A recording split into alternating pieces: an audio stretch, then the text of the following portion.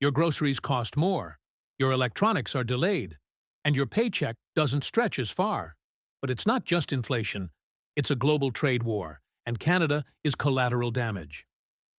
What started between Washington and Beijing is now hitting hard in Toronto, Vancouver, and Montreal. Here's how. Back in 2018, President Trump fired the first shot, slapping heavy tariffs on Chinese steel, aluminum, and tech. China retaliated with its own, and since then, both sides have escalated, taxing billions in goods, blocking companies, and even banning certain tech. It wasn't just politics. The U.S. wanted to reduce its dependence on China, protect American manufacturing, and level what it called an unfair playing field. But here's the problem. Canada's economy is deeply linked to both the U.S. and China. And when they clash, we bleed. 1. Higher costs.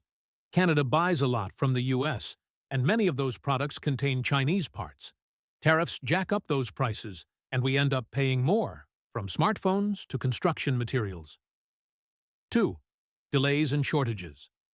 Canadian manufacturers depend on Chinese components. When they get delayed or taxed at the U.S. border, our entire supply chain slows down. 3. Export uncertainty. Canadian farmers, miners, and tech companies lose stability when global demand shifts. One day, China wants our beef. The next, they don't, because they're negotiating with the U.S. Have you noticed recently higher prices or shortages where you live? Drop a comment. We want to hear what you're seeing on the ground. And while you're here, hit subscribe so you don't miss real-world updates like this one. So, how do we protect ourselves? 1. Diversify trade. Canada is already expanding deals with the EU and Asia-Pacific nations like Japan and Vietnam through agreements like the CPTPP.